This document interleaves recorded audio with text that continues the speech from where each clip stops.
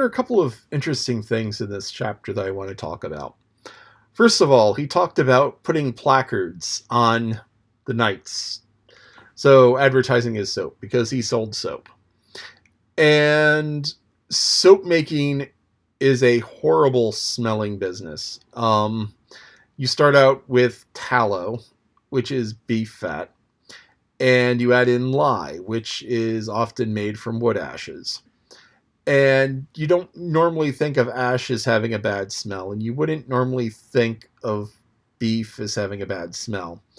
But the tallow kind of rots a little bit before they get around to cooking it down and purifying it and straining it. So it has this really bad smell. And when you make the soap, it's not really the best smell either. And soap factories are renowned as having a bad smell. But anyway, he decided to put these placards on the knights. And it's his idea that it would, kind of devalue the knights, at the same time sell soap. So this is like a win-win for him. And the interesting thing about that is that's very much like what happens modern days with athletes.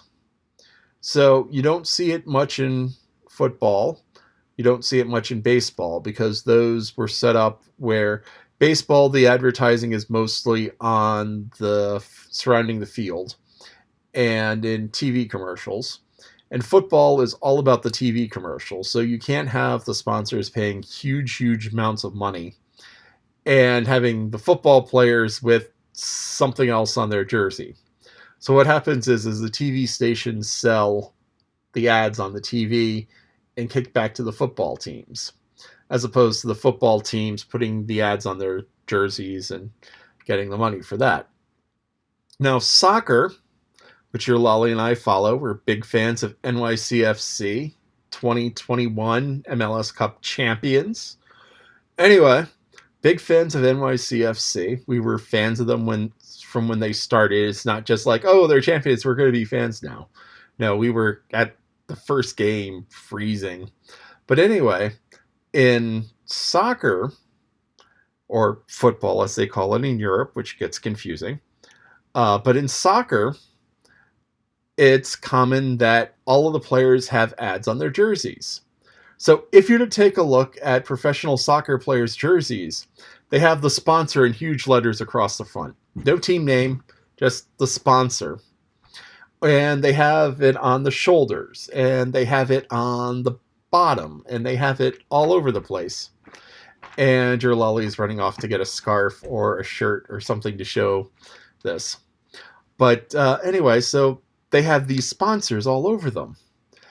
And several years ago, there was a movie called Gladiator, which was, about Gladiator, directed by Ridley Scott, and great movie.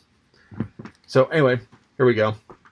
Etihad Airways is the sponsor of NYCFC. And this is a football scarf for one of the supporters groups, the Third Rail, which we are members of. And so because it's a supporter scarf, it doesn't have the sponsors on it because, we paid for this. But the shirt for NYCFC has a logo in huge letters. And Adidas. And Adidas. Oh, yes, Adidas. Other side. Adidas. And Adidas is the company that has the contract to make all of the uniforms for MLS, which means that all of the MLS uniforms say Adidas, and they can't buy it from anywhere else because Adidas has a contract.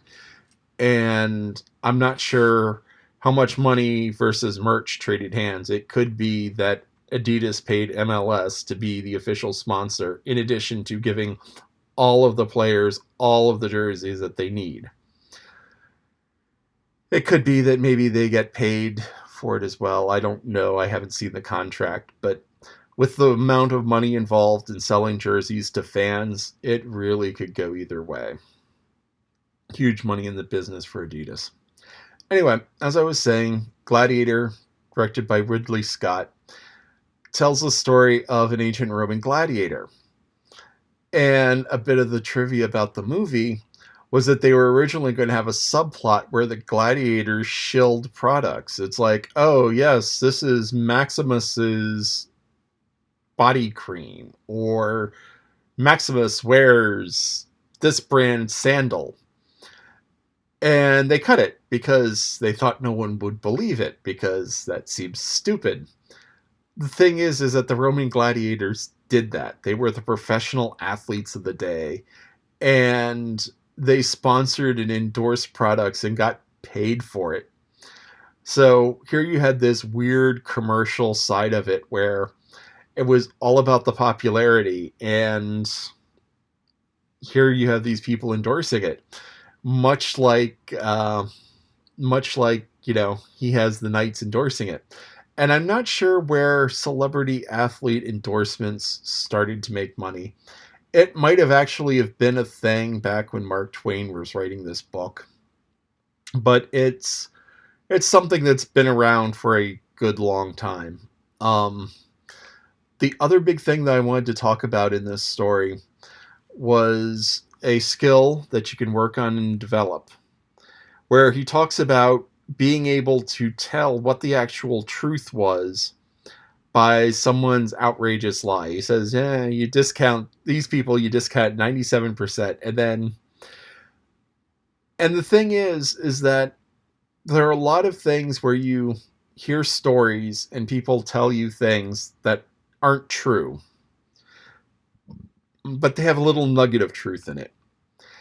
And the trick is you look to see all of the fake stuff around the little nugget of truth.